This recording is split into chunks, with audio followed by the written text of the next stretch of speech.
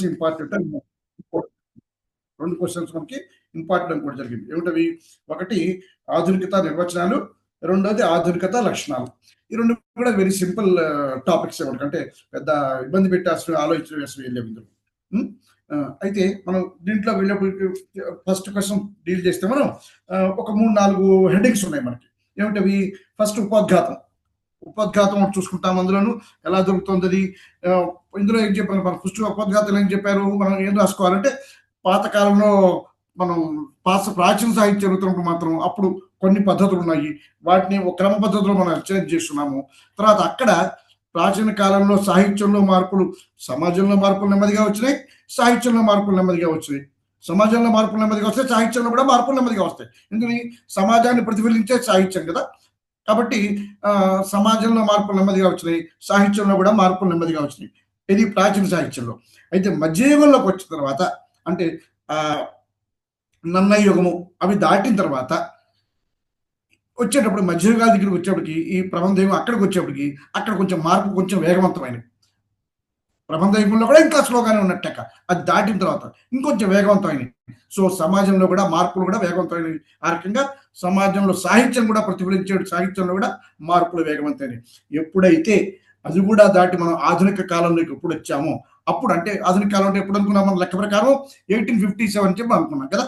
ఆ తర్వాత మనకి ఆంగ్లేయులు రావటం, మనం సాహిత్యాల ఆదాన ప్రదానం జరగటం జరిగింది. కాబట్టి అప్పుడు మన ఆధునిక భావాలు అప్పుడు వచ్చినాయి. కాబట్టి అప్పుడు ఇంకొంచెం వేగవంతమైంది. ఎప్పుడైతే వేగవంతమైనో, ప్రాచీన కాలంలో నిదానంగా ఉండేటప్పుడు సిచ్యువేషన్ ప్రకారం ఉండే ఏవైతే ఉన్నాయో వాటిని కాకుండా ఇంకొంచెం భిన్నంగా మనం రావాలి. పైగా వచ్చింది కూడా ఆధునిక సాహిత్యం. ఆ ప్రక్రియలకు పూర్తిగా భిన్నమైనటువంటి, సో వాటికి సంబంధించినటువంటి అంశాలతో మనం ఈ ఆధునికతని నిర్ణయించుకోవాలి, అయితే ఆధునిక సాహిత్యాన్ని పరిశీలించాలి అనేటువంటి దృక్కోణం అప్పుడు రావటం జరిగింది. ఇలా చేసే ముందు ఫస్ట్ మనం ఆధునికత నిర్వచించుకోవాలి. అసలు ఆధునికత అంటే తెలుసుకోవాలి కదా. ఆ నిర్ణయం ఇప్పుడు చెప్పాలి. ఇందాక 4 పాయింట్లు 3 ఉపోద్ఘాతంలో రాసుకుంటాం మనం. అప్పుడు ఏమైంది? అప్పుడు ఈ ఆంగ్ల సాహిత్యం వచ్చిన తర్వాత అందుబాటులోకి వస్తే తెలుగు సాహిత్యాన్ని అంతరాకడం కొత్త సిద్ధాంతాలు వచ్చినాయి. అప్పటికి మనకి ఎప్పుడైతే సాహిత్యం వచ్చిందో, సాహిత్యంతో పాటు విమర్శన సిద్ధాంతాలు వచ్చాయి. విలువ కట్టడం అంటే విమర్శన, అంతే కదా. మనకి విలువ కట్టడం, విమర్శన సిద్ధాంతాలు మనకి అక్కడి నుంచి వచ్చినాయి.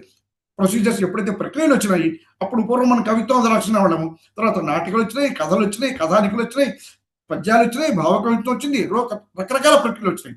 సో ఆ ప్రక్రియలకు సంబంధించిన మౌలిక సూత్రాలు, వాటిని విలువ కట్టడానికి మౌలిక సూత్రాలు, ఎందుకంటే అప్పటికే అదంతా అక్కడ మనకి ఆ భావకవిత్వం అదంతా జరుగుతోంది. అక్కడ దాన్ని విమర్శించడం కూడా జరుగుతోంది. అంటే ఆ కవిత్వం వచ్చింది, దాన్ని ఆధునిక కవిత్వం అక్కడ వచ్చింది పాశ్చాత్య దేశాల్లో. వాటిని విలువ కట్టడానికి అవసరమైనటువంటి సూత్రాలు కూడా అక్కడ ఆల్రెడీ ఏర్పాటైనాయి. అదే సమయంలో ఎప్పుడైతే ఆధునిక వచ్చిందో మన వాళ్ళు వెళ్ళారు, విద్యార్థులు చదివి నేర్చుకున్నారు. చాలా మంది ఇక్కడ మనం విమర్శకులు బోల్డ్ మంది ఉన్నారు, కట్ట మంచి వాళ్ళు, వీళ్ళందరూ కూడాను అక్కడ వెళ్ళారు, పాశ్చాత్య దేశాలకు వెళ్ళారు, వాళ్ళు స్వయంగా నేర్చుకొచ్చారు. అక్కడి నుంచి విదేశాలు రావడం కూడా మనకి ఈ ఆధునిక సూత్రాలే వచ్చినాయి. దాని గురించి అంటే ఏమిటి? ఇప్పుడు ఇది ఎందుకు చెప్తున్నాం? ఇది ఈ ఆధునిక సాహిత్యంలో విమర్శించాలంటే, మనకి ఆధునిక తెలుసుకోవాలంటే ఆ సూత్రాల ప్రకారం విమర్శించాలి. అయిపోయింది, ఫస్ట్ పాయింట్ అయిపోయింది. నెక్స్ట్ వీ హ్యావ్ టు నిర్వచించుకోవాలి. అంటే మామూలు ఎవరో విమర్శించి కాకుండా కేవలం ఒక ఊహ చెబుతున్నాడు. విశ్వాసయుగం నుంచి శాస్త్రీయుగంలోకి అడుగు పెట్టడమే ఆధునికత. అంటే నమ్మకాల మీద ఆధారపడిన దాని కాకుండా శాస్త్రీయుగంలోకి ప్రతిదాన్ని ఆలోచించి, విమర్శించి ప్రూవ్ చేసేటువంటి సిచ్యువేషన్లో మాత్రమే మనం చేయాలి. అలా చేసేది ఆధునికత అని ఒక స్థూలంగా ఒక అండర్స్టాండింగ్ వచ్చాం నిర్వచనంలో. అక్కడికి అయిపోతుంది. అయిపోయిన తర్వాత పైగా ఇంకోటి ఏమనుకోవాలి అక్కడ మనం, ఆధునికత అంటే అది కాలానికి సంబంధించి కాదు, ఒక స్వభావం, ఒక భావం, అది దృక్పథం. అనేది దృక్పథానికి సంబంధించిన వాళ్ళు ఆధునికంగా ఆలోచించగలగాలి. ఆధునికంగా ఆలోచించినప్పుడు అది ఆధునికత అవుతుంది. కానీ 100 ఏళ్ళు గడిచిపోయినాయి అంటే మనకి వయోవృద్ధులకి జ్ఞానవృద్ధులకి తేడా ఎలా ఉంటుందో ఇది. అంటే వయశ్చేత వృద్ధులు కాదు, జ్ఞానంతో వస్తేనే వాడు వృద్ధులు అవుతాడు. అలాగే ఇక్కడ కూడా ఆధునికత కూడా మనకి మన దృక్పథంలో ఆధునికత రావాలని అక్కడ చెప్తున్నాం. ఆ పారాగ్రాఫ్ అయిపోతుంది. నెక్స్ట్ ఇంకా సాహిత్యంలో ఆధునికత అంటే ఏమిటో చెప్తున్నారు. ఒక 4-5 పాయింట్లు చెప్పేస్తే మనకి ముందుకు వెళ్ళిపోతాం. ఏమంటారు? ఒకటి, ఆటవల్ది, చంపకమాల, ఉత్పలమాల ఈ పద్య రూపంలో ఉన్నదాన్ని, ఇదంతా పాత సాహిత్యం. అది మార్గ ఛందస్సు, దేశీ ఛందస్సు ఇవన్నీ ఉన్నాయి మనకి కదా. పాతకాలంలో ఉన్నటువంటి మన శివకవలంలో కానీ, లేకపోతే సంస్కృత అక్కడి నుంచి వచ్చినవి కానీ, ఇవన్నీ నన్నయ కాలంలో కొన్ని వృత్తాలు లేకపోతే ఛందస్సులు ఉన్నాయి. ఆ ఛందస్సులో పద్యం మార్చడం మానేసి ఆ ఛందస్సులో పద్యం రాస్తున్నంత కాలం అది ఆధునికత కాదు. మీరు కొత్త ప్రక్రియలోకి రావాలి. ఒకటి వచ్చారు బాగుంది. కానీ అలా వచ్చారు కదా అని వచన కవిత్వంలో మనం ఏదో నన్నయ్య కాలం నాటి కథలు రాసుకొస్తే అది ఉపయోగం కాదు. అంటే ఏమిటి, ఆధునికత ప్రక్రియ మారాలి, వస్తువు రూపం మారాలి. వస్తువు మారాలి, రూపం మారాలి. ఈ 2 మారాలి. అది ఆధునికత అని చెప్పి తర్వాత పైగా ఏమిటి, ఈ వస్తువుకి రూపానికి వస్తువుకి రూపం ఒక లక్షణం మాత్రమే పైగా. సో ఇండికేషన్ ఎలా చెప్తున్నాము అనేది కానీ పైగా ఏం చెప్తున్నాము ఆ చెప్పడం వెనక దృక్పథం ఏమిటి అనేది కూడా చాలా ఇంపార్టెంట్. ఏమిటి, మనకి రూపం వస్తువు మారాలి, రూపం మారాలి, ఈ రెండింటి వెనకాల ఉన్నటువంటి దృక్పథం మారాలి అని చెప్తున్నాడు సాహిత్యంలో. తర్వాత పాయింట్కి వెళ్తే మనకి ఈ వైయక్తిక భావాలు కూడా మారి వైయక్తిక భావన ఉన్న వ్యక్తుల దగ్గరే ప్రారంభమవుతాయి. ఏదైనా ఆలోచన సమాజం ఆలోచించలేదు. సమాజంలో ఒక ప్రముఖుడు ఆలోచిస్తాడు, ఒక ప్రముఖమైన కవి ఆలోచిస్తాడు. ఆలోచించిన వాడు అతను మిగతా వాళ్ళు ఫాలో, అతను చెప్తాడు ఆలోచించి, అతను మిగతా వాళ్ళు ఫాలో అవుతారు కదా. కాబట్టి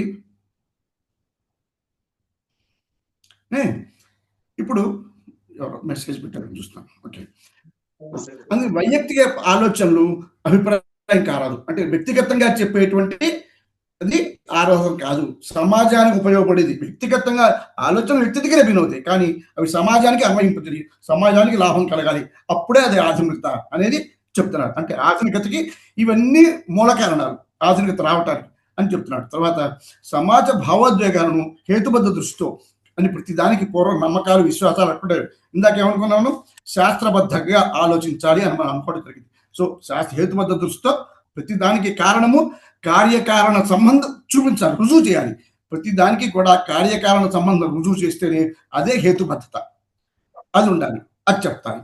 ఇది అయిన తర్వాత మరొక పాయింట్ ఉంది. ఇప్పుడు ఆధునిక కాలంలో వచ్చింది ఏమిటి, నవ్యత అని ఒక పదం కూడా వచ్చింది. మనం ఆధునికత నవ్యత అనుకుంటున్నాము. ఈ రెండింటికి మనం ఆధునికతను చెప్పుకోబోతాం. నవ్యత అనేటువంటి పదం కూడా అప్పుడు వచ్చింది. నవ్య కవిత్వం ఇవన్నీ ఇప్పుడు వచ్చినాయి కదా మనకి. రాయప్రోలు సుబ్బారావు రాశారు, మన వీర కందుకూరి వారు రాశారు, ముసలమోహన్ రాశారు, ఇవన్నీ వచ్చినాయి అప్పుడు కదా. కాబట్టి దీనికి ఏం చెప్తున్నాడు, ఈ నవ్యత అంటే శాస్త్ర విజ్ఞానంలో నూతన ప్రయోగాలు చేసి ఫలితాలు రాబట్టడమే నవ్యత. రానున్న కాలంలో జరగబోయే పరిణామాలను ఫలితాలు రాబట్టాలి, రాబోయే కాలానికి పరిణామాలు ఊహించాలి, అండ్ ఈ సమాజంలో నిర్మాణాన్ని ప్రక్రియ హేతుబద్ధంగా ఆలోచించాలి. ఈ 3 పాయింట్లు మనం ఒక దాంట్లో నవ్యత అన్న దాంట్లో రాస్తాం. అక్కడికి అయిపోతే నెక్స్ట్ విల్ అటెండెడ్ నిర్వచనం. ఇక్కడ నిర్వచనంలో 2-3 నిర్వచనాలు మనం చెప్పారు. ఏమిటవి, కేవి రమణారెడ్డి గారు ఒక నిర్వచనం చెప్పారు, తర్వాత పింగళ లక్ష్మీకాంత్ గారు చెప్పారు, శ్రీశ్రీ చెప్పారు.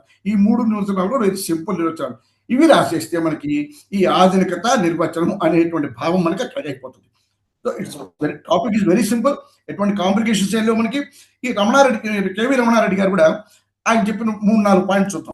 ఏం చెప్పాడు, ఏ సందర్భంలో చెప్పాడు ఆయన, దువ్వూరు రామిరెడ్డి గారి కవితకి కవి కోకిల అనే దానికి ఆయన కృషివరుడు అనే గ్రంథంలో రామిరెడ్డి గారి కవి గురించి ఆయన వీటికి రాష్ట్రం వ్యాసం రాశాడు, అదొకటి. తర్వాత ఈ గురదాడ గారి గురించి, గురదాడ గురించి కూడా ఆయన మహోదయం అనే ఇది రాశారు, మహోదయ వ్యాసం రాశారు. అందులో కూడా ఆయన ఈ ఆధునికత గురించి ఆయన తన అభిప్రాయాలు చెప్పడం జరిగింది.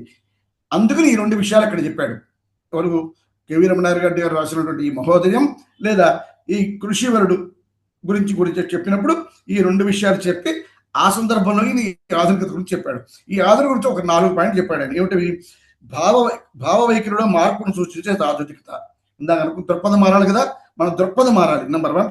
నెంబర్ 2, భవిష్యత్తును బలపరిచేంత మనం మారే దృక్పథం అంతా కూడా నిన్నటి గురించి కాదు, నిన్న ఏం చేయాలి అన్నది కాదు, నిన్న చేయడం అయిపోయింది, రేపు ఏం చేయాలి, ఈ రోజు ఏం చేయాలి, రేపు ఏం చేయాలంటే భవిష్యత్తును బలపరిచేదంతా ఆధునికత, రైట్. నెంబర్ 1. నెంబర్ 3, శాస్త్ర విజ్ఞానానికి హితమైన వైఖరి, అంటే హేతుబద్ధ వైఖరితో ఉండాలి. ప్రతిదీ చెప్పాలి, ప్రూవ్ చేయాలి, ఫలితం చూపించాలి, ఆ ఫలితం అన్వయించగలగాలి. ఇది. నెంబర్ 4, సామాజిక వ్యవస్థను ఆశ్రయించిన బుద్ధి విశేషత. ఇదంతా కూడా సమాజానికి సమాజం మొత్తంలో జరగాలి. ఒక వ్యక్తిలోనూ ఒక 3-4 మనుషుల్లోనూ జరిగితే కాదు, ఈ సమాజాన్ని, ఈ ఆలోచన ధోరణి అంతా కూడా అది సమాజం మొత్తంలోనూ ప్రతిఫలించాలి.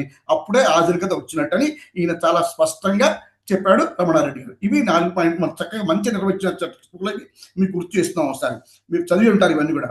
తర్వాత పింగళ లక్ష్మీకాంతం గారు చెప్పారు. ఈయన గురించి కూడా మనం చాలాసార్లు విన్నాం, చదువుకున్నాం. ఈయన విమర్శకుడు, సాహిత్యకారుడు, తర్వాత రకరకాల ఇవి చేశాడు, అలంకారికుడు, చాలా చర్చలు చేశాడు ఈయన. సరే, ఈయన పేరు మనం విన్నాం. ఈయనేమన్నాడంటే, కాలాన్ని బట్టో లేదా సాహిత్య రీతులను బట్టో, ఇందాక మనం అనుకున్నాం కదా, ఇది రూపం మారితే కాదు, లేదా సమయం మారితే కాదు, ఈ రెండు కాదు. ఈ రెండు ఏమిటి? స్వభావం మారాలి. మన స్వభావంలో, మన దృక్పథంలో ఆలోచన మార్పు రావాలి. అది ఆధునికత అని చెప్పాడు ఈయన. చెప్పి ఈయన పాయింట్ అయిపోయింది. శ్రీశ్రీ గారు చెప్పారు. చివరికి ఆయన చెప్పాడు, మనం చదువుకున్నాం, అంతకు చదువుకున్నాము, శ్రీశ్రీ గురించి మాట్లాడుకుంటూ చదువుకున్నాం. ఆధునిక జీవితం అర్థం కాలేదు. ఈయన శ్రీశ్రీకి ఈ ఆధునిక కాలంలో వచ్చిన వాడు చాలా అద్భుతమైన మంచి స్థానం ఉంది. ప్రతి విమర్శకులు కూడా, కవులు కానీ విమర్శకులు కానీ అందరూ, అతని శత్రువులు ఈయన శత్రువులు అందరూ కూడా ఆయన్ని శ్రీశ్రీ చాలా గొప్పగా మని చూపించారు కదా. దానికి అంత గొప్పవాడు ఆయన. ఆయన ఒక్క మాట చెప్పాడు. ఏం చెప్పాడు? ఆధునిక జీవితం అర్థం కాలేదంటే, ఆధునిక జీవితం అర్థం కాలేదు, ఆధునికత అర్థం కాలేదంటే, ఆధునిక కవిత్వం అర్థం కాలేదంటే ఆధునిక జీవితం అర్థం కాలేదండి. అంటే ఆధునిక జీవితమే ఆధునిక కవిత్వం అనేటువంటి సింపుల్ టర్మ్ ఆయన నిర్వచనాలు చెప్పాడు. ఈ 3 నిర్వచనాలతో మనకి ఈ ఫస్ట్ లెసన్ యూనిట్ అయిపోతుంది. ఇది మనకి ఇంపార్టెంట్ క్వశ్చన్. మనకి ఇందులో కలిపి రావచ్చా లేదా ఇందులో రావచ్చు, కానీ ఖచ్చితంగా వచ్చే అవకాశం ఉంది అని మాత్రం అనిపిస్తుంది. అందుకని ఒక్కసారి మనకి పునశ్చరణ చేసుకోవడానికి మనం వెళ్ళటం జరిగింది. రైట్. ఇది అయిపోతే ఆధునికత మరొక ఇంపార్టెంట్ టాపిక్ మనకి ఆధునిక లక్షణాలు. ఇవన్నీ మీరు చదివే ఉంటారు. అందుకని మరొకసారి చదవని వాళ్ళకి సులభంగా గుర్తుపట్టుకోవడానికి మాత్రమే పునశ్చరణ చేయడం జరుగుతుంది. కాబట్టి ఆ దృష్టితోనే కొంచెం నెమ్మదిగా గబగబానే వెళ్ళటం జరుగుతుంది. రైట్. ఈ ఆధునిక లక్షణాలు అన్నది పాయింట్ వచ్చి, ఇది కూడా it's also a very simple topic. మనకి ఎక్కువ పాయింట్స్ ఏం లేవు ఇందులో. ఈ ఆధునికత నిర్వచించుకున్నాము. మరి దీని లక్షణాలు ఎలా ఉంటాయి అంటే లక్షణాలు అంటే ఏమిటి? దాన్ని ఏదైతే ఆధునికత దారి తీసిందో, ఏదైతే ఆధునికత దారి తీసి ఇవాళ మన ముందు ఏ రూపంలో వచ్చిందో, ఆ 4టినే మనం లక్షణాలుగా మాట్లాడుకుంటాం. అందుకని ఈ లక్షణాలు మనం చదువుకునే ముందు ఒకసారి ఏ పాయింట్లో వచ్చి మనం ఇక్కడ చేరామో తీసుకుంటాం. ఇక్కడ సాహిత్యంలో 2-3 పాయింట్లు మనకి ఇచ్చాడు. మారిన ఆర్థిక రాజకీయ నేపథ్యాన్ని బట్టి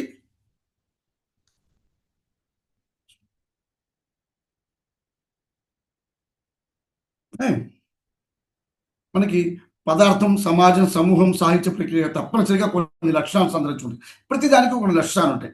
లక్షణాలు లేనిది ఏది ఉండదు. అంటే లక్షణం అంటే ఒకటి, దేని ద్వారా, ఏ శక్తి ద్వారా ఇది మనం గుర్తించబడతామో దానికి ఒక లక్షణం అది. శేషగిరావు ఇలా మాట్లాడతారు, లేదా రామగారు ఇలా చెప్తారు, మరొకరు ఇలా చెప్తారు, అది లక్షణం అది. అంటే over a period of time they have arrived certain characteristic. పదార్థం కానీ, ఒక సమాజం కానీ, ఒక దేశం కానీ, ఒక ప్రక్రియ కానీ ఏదైనా సరే దానికి కొన్ని లక్షణాలు ఉంటాయి. కాబట్టి ఆ లక్షణాన్ని మనం అర్థం చేసుకోవాలి. కాబట్టి ఇక్కడ మనం ఈ లక్షణాలు 4 చెప్పుకోవడానికి అర్థం ట్రై చేస్తాం. ఒక పదం యొక్క సూక్ష్మార్థాన్ని నిర్వచిస్తుంది. అర్థాన్ని చెప్తే అది ఏమిటి, నిర్వచనం ఏం చెప్తుంది, దాని అంటే ఏంటో చెప్తుంది. కానీ లక్షణం అది ప్రవర్తించే తీరుని చెప్తుంది. ఆ ప్రవర్తించే తీరు అది ఆ రూపంలో ఎలా వచ్చింది అన్నది చెప్తుంది. ఆ 4 పాయింట్లు మాట్లాడుకుంటాం మనం ఇవాళ. శాస్త్ర దృక్పథం అనేటువంటి ఒక ప్రధానమైన ఆధునికతో శాస్త్ర దృక్పథం ప్రధానమైన లక్షణం. అంటే ఏదైనా సరే సైంటిఫిక్ అవుట్లుక్ అనుకుంటాం మనం. దీన్ని ఏమంటాం? Scientific outlook. ఏదైనా సరే సైంటిఫిక్గా మాత్రమే ప్రూవ్ చేసి చెప్పాలి, ప్రాసెస్ ఉండాలి, రిజల్ట్ రావాలి, ఆ రిజల్ట్ని అన్వయం చేయగలగాలి, మనం ప్రస్తారం వేసినట్టుగా కదా. అలా ప్రతి దానికి మనం అన్వయం చేసుకుంటూ మనం చెప్పగలగాలి. దీనికి అయితే ఏమేమి కారణాలైనవి? ఇలాంటి శాస్త్రం ఇంతకుముందు శాస్త్ర దృక్పథం లేదా అంటే లేదు. అప్పుడు ఒక జీసస్ చెప్పాడనో, లేకపోతే ఒక కృష్ణుడు చెప్పాడనో, మరొక మూఢనమ్మకం, మరొక నమ్మకం, వీ హ్యావ్ బిలీవ్డ్, ఆ ప్రకారం నడుచుకున్నాం. కానీ తర్వాత మాత్రం దృక్పథం మారింది, పారిశ్రామిక విప్లవం వచ్చింది. విప్లవంలో ప్రతిదీ ప్రొడక్షన్ జరుగుతుంది, ఎదుర్కొన్న కళ్ళ ముందు కనపడుతున్నాయి ప్రక్రియలు. సో దాన్ని బట్టి మారింది. దీనికి ఏమేమి కారణాలు ఉన్నాయి? అంతర్జాతీయంగా సామాజిక ఆర్థిక పరిస్థితుల్లో అనేక మార్పులు వచ్చాయి. పారిశ్రామిక విప్లవం తీసుకొచ్చిన మార్పులను పాశ్చాత్య రంగాల్లో కూడా ముందంజ వేశాయి. ఇది ఒక కారణం. ఈ ఏ మార్పులైనా సరే చివరికి ఎక్కడైనా సరే ఏ మార్పు అయినా ఎక్కడ ఆగుతుంది? సాహిత్య కళారంగాల్లో ఆగుతుంది.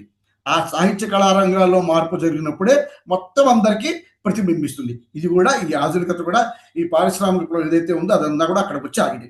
నెంబర్ 1. తర్వాత దీంతో పాటు మనం అప్పుడు ఉత్పత్తి శక్తులు, ఉత్పత్తి సంబంధాలను మాట్లాడుకున్నాం. కొన్ని సమాజాల్లో ఈ పెట్టుబడిదారి సమాజాల్లో పేజ్ నెంబర్ 10 అండి, పేజ్ నెంబర్ 10. రైట్.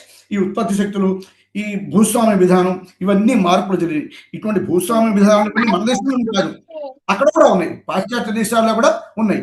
ఈ మార్పులు అక్కడ జరిగినాయి, ఇక్కడ మన దగ్గర కొంచెం లేట్గా జరిగింది. అక్కడే ఏ రకమైనటువంటి పాలనా వ్యవస్థ ఉందో ఇక్కడ కూడా అలాంటి పాలనా వ్యవస్థ ఉంది. అయితే అక్కడికన్నా ఇక్కడ మన దగ్గర కొంచెం మూఢనమ్మకాలు కొంచెం ఎక్కువ ఉన్నాయి. ఎందుకని దేవుడు, మతము ఇవన్నీ కూడా మన ప్రధానమైనటువంటి అంగభూతాలు కాబట్టి మన సమాజంలో ఇక్కడ కొంచెం ఎక్కువ సమయం పట్టింది రావడానికి. అది మనం ప్రాథమికంగా మనం అనుకుంటాం. తర్వాత పాయింట్లో కూడా వస్తుంది మనకి. రైట్, ఇదో కారణం. ఈ ఉత్త శక్తులు వీటిల్లో మార్పులు జరిగినాయి. రష్యాలో మాట్లాడుకున్నాం, మనం చైనాలో మాట్లాడుకున్నాం, ఫ్రాన్స్లో మాట్లాడుకున్నాం. ఇవన్నీ విప్లవాలు జరిగినాయని చెప్పిన విప్లవాల మార్పులు వచ్చాయని ఇదొక పాయింట్. ఆధునిక అవడానికి ఇదొక పాయింట్. తర్వాత 3 విప్లవాలు, మహా విప్లవాల గురించి మాట్లాడుకున్నాం మనం. ఇది రష్యన్, ఫ్రెంచ్, అమెరికన్. ఈ 3 విప్లవాలు జరిగి నేర్చుకున్నాం మనం. అందులో మొదటిది ఫ్రెంచ్ విప్లవం. ఇది పారిశ్రామిక విప్లవం 1748లో జరిగింది. తర్వాత ఫ్రెంచ్ విప్లవం 1789లో జరిగింది. దాని తర్వాత మొదటి ప్రపంచ యుద్ధం 1914లో జరిగింది. 1914 తర్వాత ఏమైంది మనకి? మొదటి ప్రపంచ యుద్ధం తర్వాత రష్యన్ విప్లవం వచ్చింది. 1917లో రష్యన్ విప్లవం వచ్చింది. ఆ తర్వాత కూడా పారిశ్రామికీకరణ ఇంకా వేగవంతమైంది. ఇంకా ఈ పోలరైజేషన్ కూడా మారింది. అంటే ఈ ప్రపంచంలో పొలిటికల్ సినారియో కూడా మారింది. టోటల్ గా అభివృద్ధి మార్పులు జరిగింది. ఇవన్నీ కూడా ఆలోచనలు వచ్చినాయి. ఈ ఆలోచన వచ్చి శాస్త్ర దృష్టి మీద పెరిగింది. శాస్త్ర దృష్టి మీద శ్రద్ధ పెరిగింది. అంటే ప్రతి దాన్ని పరిశీలించడం, కనుక్కోవడం, అవసరాల దాకా ఫలితాన్ని సరిచూడటం, ఇవన్నీ వచ్చినాయి మనకి దీంట్లో. ఇవి వచ్చి మనకి ఈ ఆధునికత జరిగింది. ఇప్పుడు మనం చెప్పిన 3 పాయింట్లు కూడా పాశ్చాత్య దేశాల్లో జరిగింది, ఇంకా భారతదేశంలో రాగా. ఇప్పుడు మనం హ్యావ్ టు ఎంటర్ ఇండియా. ఇప్పుడు ఆ సమయంలో మనకి ఎక్కడైతే అక్కడ ప్రతిఫలించడం ఇక్కడ కూడా వచ్చినాయి. ఇప్పుడు మన దేశంలో మరి ఏం జరిగింది? ఎప్పుడు జరిగినవి? 19th సెంచరీలో మనకి ఈ మార్పులన్నీ అక్కడి నుంచి ఇక్కడ రావటం మిగిలినాయి. జాతీయ ఉద్యమాలు వచ్చినాయి మనకి. ఆంగ్ల విద్య నేర్చుకున్నాం మనం. సో ఆంగ్ల విద్య ఎప్పుడైతే నేర్చుకున్నామో అక్కడి నుంచి మనకి ఈ విద్య, ఆ విద్య విమర్శన పద్ధతులు ఇవన్నీ కూడా మనకు వచ్చినాయి. సో మన దగ్గర కూడా ఈ చదువుకున్న వాళ్ళు, వీళ్ళంతా మేధావులు, వీళ్ళంతా ఆంగ్ల విద్య నేర్చుకున్నారు. ఆ భావజాలాన్ని అర్థం చేసుకున్నారు, అందిపుచ్చుకుని ఆ మూఢనమ్మకాలు కందుకూరి ఉరదాడ వీళ్ళందరూ ఈ మూఢనమ్మకాల మీద వీళ్ళు చేయటము, కట్టమంచి వీరందరూ కూడాను చేసి అంటే ఈ నిరక్షరాస్యత పోయింది. నిరక్షరాస్యత పోరాటం అంటే దాని మీద పోరాటం మిగిలింది. ఆ పోవాలి అనే ఆలోచన దృక్పథం మారింది. తర్వాత మూఢ విశ్వాసాలు, వైజ్ఞానిక చారిత్రక దృష్టి, కొత్త భాషా ప్రయోగం, ఇవన్నీ కూడా మన ముందుకు వచ్చినాయి. సో ఇవన్నీ కూడా ఆధునికత లక్షణాలు. ఇవన్నీ వచ్చిన తర్వాత ఆధునికత వచ్చింది. కాబట్టి ఇవన్నీ ఆధునికత లక్షణాలు అని మనం నిర్ణయించుకోవాలి. That is one point. Okay, తర్వాత రెండో పాయింట్ వస్తే హేతుబుద్ధి. ఇంతకుముందల్లా మనం అయితే ఈ హేతువాదం అనేటువంటిది మన దగ్గర కొత్తగా వచ్చింది కాదు, పాశ్చాత్య దేశాల్లో కూడా ఉంది. అయితే అక్కడ వచ్చిన నేపథ్యం వేరు, మన దగ్గర వచ్చిన నేపథ్యం వేరు. మన దగ్గర నేపథ్యం ఏమిటి? మన దగ్గర మూఢనమ్మకాలు, పురాణాలు, శాస్త్రాలు, వీటిని త్రోసిరాజని హేతువాదులు మొదలు. హేతువాదులు కూడా మళ్ళా ప్రేరణ ఎక్కడి నుంచి వచ్చింది? అక్కడి నుంచే, పాశ్చాత్య దేశం నుంచే వచ్చింది. ఎవరు మన హేతువాదులు అంటే ఎవరు గుర్తొస్తారు మనకి వెంటనే? తిరుపతి రామస్వామి, తమిళనాడులో జీవి రామస్వామి నాయకర్, వీళ్ళందరూ కూడా హేతువాదులు. చాలా మంది ఉన్నారు హేతువాదులు మనకి. సో వీళ్ళు ఏం చేస్తారు? వీళ్ళు కూడా ఆధునికతంలో, సంధిగంలో హేతుబుద్ధి ప్రధాన లక్షణం. అంటే హేతుబుద్ధి అంటే రిజల్ట్, దేనికైనా సరే కారణం. దీనికి కారణం ఏంటి? ప్రతి హేతు అంటే కారణం. సో హేతువాదం అంటే ప్రతి దానికి కారణం అడుగుతుంది. అంటే మామూలుగా నేను ఏదో చెప్తే నమ్మరు, ప్రతిదీ కార్యకారణ సంబంధంతో ప్రూవ్ చేయాలి. అదొకటి. ఆధునిక స్వభావంలోనే హేతుబుద్ధి భాగమైంది. అంటే ఈ హేతువాదంతో ప్రతిదీ కార్యకారణ సంబంధంతో ఆలోచించడం వల్లనే ఈ ఆధునికత వచ్చింది. ఇది ప్రధానమైన లక్షణం హేతువాదంలో. అంటే మనకి చెప్పింది ఎవరో చెప్పింది నమ్మటం కాదు, ప్రూవ్ చేయాలి, సైంటిఫిక్ గా ప్రూవ్ చేయాలి. కల్పిత కథలు, మూఢనమ్మకాలు, ఇవన్నీ పురాణాలు, వర్ణాశ్రమ ధర్మాలు, వాడే ఆ పని ఎందుకు చేయాలి, మరొకళ్ళు ఎందుకు చేయకూడదు, ఇతనే పని చేయాలి, ఇతను ఈ పనే ఎందుకు చేయాలి, మరో పని ఎందుకు చేయకూడదు, ఇతను చేసే పని నేను ఎందుకు చేయకూడదు, ఇటువంటి హేతువాదం అంటే చేసే పనిలో శాస్త్రీయత ఏమున్నది, ఇవన్నీ కూడా these are all the questions that were put ఆ టైంలో. కాబట్టి ఈ రకంగా హేతువాద దృష్టితో, కారణంతో ఆలోచించడమే హేతువాదం. ఇది కూడా ఆధునికతకి ఒక లక్షణం. దీనిలాగా ఒక రకంగా ఆధునికంలో ముందుకు వచ్చిన దృక్పథాలని హేతుబుద్ధి నుంచి వచ్చాయి. వీళ్ళు ఏమంటారంటే ఈ ఆధునికంలో వచ్చిన కారణాలన్నీ, అన్ని లక్షణాలు కూడా హేతువాదమే ప్రధానమైంది. అక్కడి నుంచి ఎప్పుడైతే ప్రశ్నించడం బిగించేశారో అక్కడి నుంచి ఇవన్నీ వచ్చాయని అదొక పాయింట్ చెప్పారు. రైట్, ఇది రెండో భాగం. ఇంక చివరికి వస్తే ఈ రెండు ఉన్నాయి నీకు. అంటే కార్యకారణ సంబంధం ఉంది, విప్లవాలు వచ్చినాయి. అయితే ఈ రెండు వచ్చిన తర్వాత అసలు ప్రధానమైనది ఏమిటి? జిజ్ఞాస, తెలుసుకోవాలనే ఆకాంక్ష పెరగాలి. ఆ ఆకాంక్ష ఇప్పుడు పెరిగింది. అప్పటికన్నా కూడా అండి, అప్పుడు ఆకాంక్ష పెరగాలంటే నీకు జ్ఞానం రావాలి. జ్ఞానం రావాలంటే నీకు చదువు ఉండాలి. చదువు ఉండాలంటే నీ చదువు నీకైతే ఏదైతే చదువు నేర్చుకుంటూ వస్తున్నావో అది నిన్ను ఆలోచించనివ్వట్లేదు. కేవలం నమ్మకాల మీద మాత్రమే చదువును నమ్మేసి ఫలితం చూపించేస్తారు. అయిపోయిందని చెప్పేస్తారు ఇంతే అని. కానీ ఎప్పుడైతే నువ్వు విజ్ఞానం, ఆధునిక జ్ఞానం నీకు వచ్చిందో అప్పుడు ఫలిత ప్రశ్నించడం, ప్రశ్నించిన తర్వాత దానికి సంతృప్తికరమైన ఆన్సర్ ఇవ్వగలిగితేనే దాన్ని మనం ఒప్పుకుంటున్నాం. అలాంటి జిజ్ఞాస ఇప్పుడు మిగిలింది. సో శాస్త్రోద్భుతం, హేతు దృష్టి మనుషులు ఉన్న చోట ఉండనివ్వదు. ఈ కారణం ఎప్పుడైతే మనలో ఒక ప్రశ్న వచ్చిందో మనం ఆగలేము అక్కడ.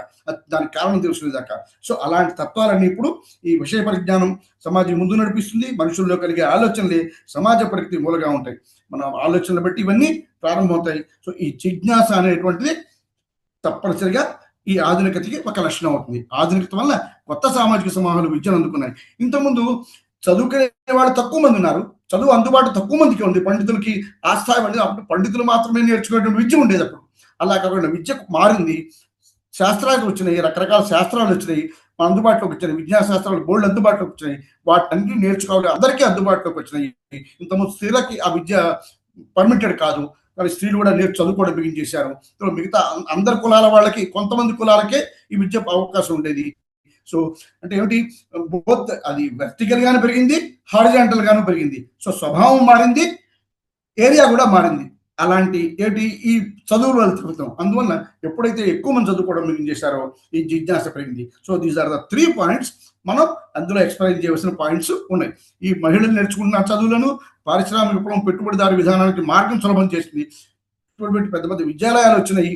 సో క్రిస్టియానిటీ మనకు వచ్చిన వాళ్ళు వాళ్ళ చదువులు చెప్పడం కోసం స్కూళ్ళు పెట్టారు. కానీ మనందరం మన చదువు కూడా నేర్చుకోవడం, శాస్త్రాలు నేర్చుకున్నాము. సో అప్పుడు విద్య ఎక్కువ మందికి వచ్చిన తర్వాత విద్య ఎక్కువ మందికి వస్తే ఎక్కువ మంది ప్రశ్నిస్తారు. ఎక్కువ మంది ప్రశ్నిస్తే అందరినీ సంతృప్తి పెరాలంటే రకరకాల ప్రశ్నలు వస్తాయి. రకరకాల ప్రశ్నలకి దానికి సంతృప్తికరమైనటువంటి సమాధానాలు ఇవ్వాలి శాస్త్రం. అప్పుడు మాత్రమే జిజ్ఞాస అనేది ఆగుతుంది. These are the 3 points that were very much the characteristic of ఆధునికత. ఈ మోడర్నైజేషన్ ఏదైతే మాట్లాడుకుంటున్నాం మనం, ఈ 3 పాయింట్స్ మనం ఎక్స్ప్లెయిన్ చేయాలి. సింపుల్ పాయింట్స్ ఇందులో ఉన్నాయి. With these inputs will easily answer that question. ఇది మాత్రం కంపల్సరీ చదువుకోండి. మొదట్లో మీకు తేలిగ్గా ఉన్న టాపిక్ కాబట్టి ఈజీగానే మనం ఆన్సర్ చేయొచ్చు. ఇందులో ఏమైనా సందేహం ఉంటే అడగండి ఈ టాపిక్ సంబంధించి. తర్వాత టాపిక్ వెళ్తాం.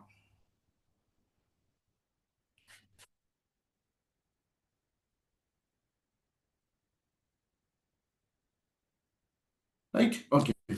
తర్వాత మనం గురదాడ అనే ఆయన దగ్గరికి వెళ్ళాలి.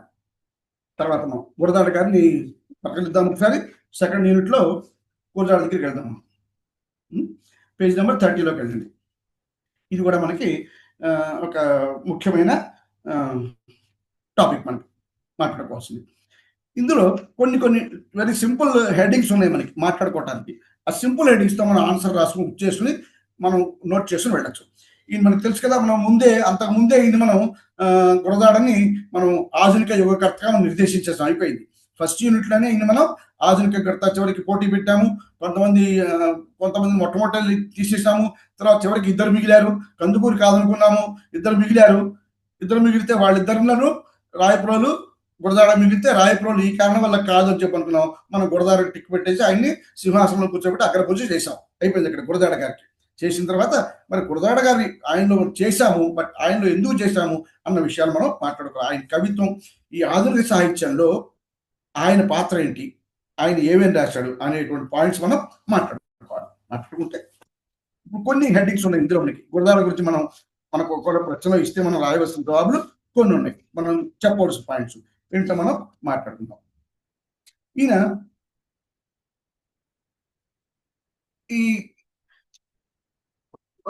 ప్రధానంగా రచయిత కాబట్టి, రచయిత అయితే విత్ ది బ్యాక్గ్రౌండ్ ఆఫ్ సంఘ సంస్కరణ అనే బ్యాక్గ్రౌండ్తో ఉన్నాడు. ఆయన సంఘ సంస్కరణ చేయాలని ఉద్యమాలు చేయలేదు కానీ కందుకూరులాగాను, అయితే కట్టమంచిలాగా ఈయన మాత్రం ఏం చేశాడు, దానికి అవసరమైనటువంటి సాహిత్యాన్ని అందించాడు. ఈయన 2 భావాలు, 2 రకాలుగా, ఒకటి భావకవిత్వం వైపు, రెండోది సంఘ సంస్కరణ వైపు అద్భుతమైనటువంటి ప్రయోగాలు చేశాడు. ఈయన ప్రయోగాలు చేసి మన ముందు పెట్టాడు. ఒక సంచలనాన్ని సృష్టించినటువంటి కవి ఈయన. సరే, స్థూలంగా ఆయన గురించి అది. ఇప్పుడు ఈయన ఏ రకాలుగా ఎక్కడెక్కడ చేశాడు అంటే మనకి ప్రధానంగా ఈయన రచయిత, మనకు సంబంధించినంత రచన ద్వారా చేశాడు. ఈయన బతికి చచ్చి ప్రజలకు ఎవడు ప్రీతి కూర్చున్న వాడి ధన్యుడు అని చెప్పుకున్నాడు. ఈయన రాశాడు ఈ పద్యం. ఆయన కానీ ఆ ఒక్క పద్యం రాసి ఆయన 100 సంవత్సరాల పాటు హీ హాస్ బీన్ ప్రభావం చూపిస్తూ ఉన్నాడు. కవిత్వం మీద ఆయన ఈ యుగంలో ప్రభావం చూపిస్తూ ఉన్నాడు. ఆయన గురించి ఒక మాట చెప్పుకుని చదువుకున్న విషయాలు చెప్తాము. 1862లో పుట్టాడు. సెప్టెంబర్ 21లో. మీకు ఎక్కడైనా పుస్తకంలో తప్పులుంటే కరెక్ట్ చేసుకోండి. సెప్టెంబర్ 21, 1862లో పుట్టాడు. గురదాడలో జన్మించాడు. తర్వాత గురదాడ పుట్టాడు. ఈయన రామదాసు కౌశల్య తల్లిదండ్రులు. ఇద్దరు వెలవెల పంతులు గారి దగ్గర చదువుకున్నాడు. సంస్కృతం చదువుకున్నాడు. తర్వాత ఈయనను గిడుగు రామూర్తి గారు ఫ్రెండ్స్ హై స్కూల్ అప్పటి నుంచి. విజయనగర మహారాజా కాలేజ్ స్కూల్లో చదువుకున్నారు. విజయనగర మహారాజు గారితో గురదాడకి పరిచయం కూడా ఉన్నది. రైట్. ఆ తర్వాత కవిగా ఈయన మెట్రికులేషన్లోనే ఈయన రోల్ ఏంటి? కవిగా గురదాడ. ఆ కవి ప్రారంభమైన తర్వాత ఏమేం ప్రధానమైన రచన చేశాడు, ఆయన ప్రభావం ఎంతవరకు ఉన్నది, మనం 4-5 పాయింట్లు మాట్లాడుకుంటే గురదాడ గారు మనం మూసేయచ్చు. రైట్. ఈయన కవిగా గురదాడ మొట్టమొదటి మెట్రికులేషన్ ఉండగానే కుకు కోకిల అనేటువంటి ఆంగ్ల కవిత్వం రాశాడు. అదే ఆయనకి మలుపు తిప్పింది. ఏమిటి? ఆ స్కూల్ ప్రిన్సిపల్ చంద్రశేఖర్ శాస్త్రి ఆయన ఆకర్షించాడు. రాసించి వాళ్ళ ఇంట్లో నెట్టుబట్టి నేను చదవడం బ్రింగ్ చేశాడు. ఈ పాయింట్ మనం ఫస్ట్ పాయింట్ రాస్తాం. కవిగా ఆయన మొట్టమొదటి ఏం చెప్తాము, బ్రీఫ్ 2 లైన్లో ఇంపార్టెన్స్ చెప్పేస్తాం ఆయనకి. చెప్పి ఆయన తల్లిదండ్రులు, విద్యాభ్యాసము చెప్తాము. విద్యాభ్యాసం చెప్పేసి కవిగా గురదాడని కానీ ఆయన ఫస్ట్ కవిగా చేసింది ఏం రాశాడు? కుక్కు అనే కవిత రాశాడు ఇంగ్లీష్లో. రాసిన తర్వాత కళాశాల చాలా చంద్రశేఖర శాస్త్రి గారు ఆకర్షించారు. ఆయన్ని ఇంట్లోనే పెట్టి చదివించాడు. తర్వాత ఇంట్లో పెట్టి చదివించే సందర్భంలో తర్వాత ఎఫ్ఏ చదివాడు.